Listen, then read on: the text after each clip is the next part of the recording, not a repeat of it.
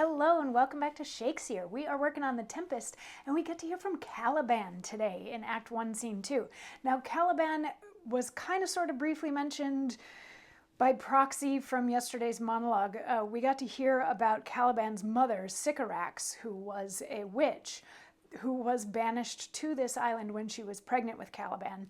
Sycorax, upon coming to the island, took Ariel into her service, or enslaved Ariel.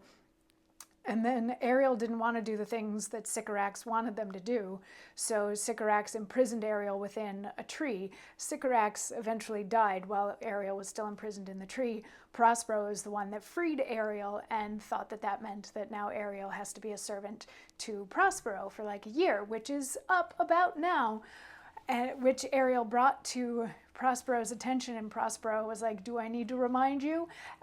And as soon as Ariel backs down from that, Prospero's like, "I'm going to free you in 2 days, just need some more stuff done." So Ariel has gone off to become invisible and be a nymph of the sea, for whatever that means. And then Prospero wakes up his daughter Miranda, on whom he had put like a temporary sleeping spell, wakes her up and is like, "Come on, let's get Caliban in here because we need some stuff." And Miranda's like, "Ew, gross, I don't like Caliban." Now, Caliban is a fairly famous Shakespearean character and is portrayed in lots and lots of different ways, because several times throughout the play, Caliban is described as being like less than human or being monstrous. A few scenes from now, somebody, upon seeing Caliban, or at least part of Caliban, for the first time is like, "What is that, a fish?" So sometimes Caliban is portrayed like with scales or with horns or disfigured in some way. Anyway, he's supposed to be kind of creepy, but I mean, you could also play him just normal, but not necessarily very nice, and we're going to figure out why exactly he's not so nice after today's monologue. So, moving right along, Prospero's like, "We got to get Caliban in here," and Miranda's like, "Ugh, gross," and Prospero's like, "Yeah, but he does serve us," so calls Caliban in, and Caliban's like, "Yeah, get your own wood," and Prospero's like, "No, come here right now, we need some stuff," and starts cursing Caliban, like frogs and toads and all that sort of thing, and Caliban comes in and grumbles some more, and there's some nasty words spat back and forth, and Caliban says, "I must eat my dinner. This island's mine by Sycorax my mother, which thou takest from me. When thou camest first, thou strokest me, and made much of me, wouldst give me water with berries in it, and teach me how to name the bigger light, and how the less that burn by day and night. And then I loved thee, and showed thee all the qualities of the isle, the fresh springs, brine pits, barren place and fertile. Cursed be I that did so.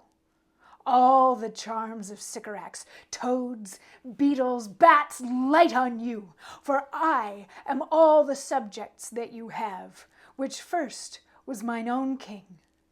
And here you sty me in this hard rock, whiles you do keep me from the rest of the island." So there's elements of this that remind me of Christopher Columbus and his ships coming to North America and displacing the Native Americans, who were like, "Hey, welcome, and we'll show you how to farm." And then, they were given plague blankets and that sort of thing in return. So if you want to empathize with Caliban, at least up until this point, I get it, because he was born on this island.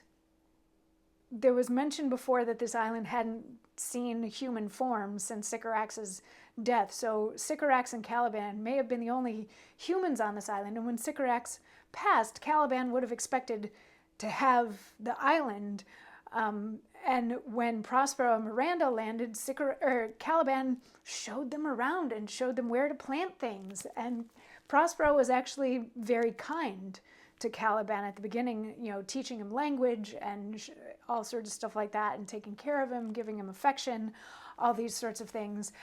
But Caliban is now angry that he did that, because now he's imprisoned and kept from the rest of the island, which he thinks is his.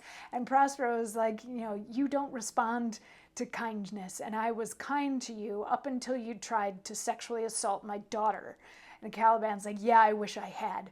So things take a pretty sharp turn immediately after this, and then we have to consider the fact that Caliban is a sex offender and potential rapist on this island that has just Prospero and Caliban and Miranda, who was a young girl at the time that Caliban tried to take advantage of her. So, but in Miranda's defense, she gets to speak up, and that's tomorrow's monologue. So we'll get to hear a little bit of her side of it and her thoughts on the situation, her feelings towards Caliban, which you can probably guess. It's not a big shocker. But anyway, we'll get to hear it tomorrow. So I'll see you then for that. Mwah.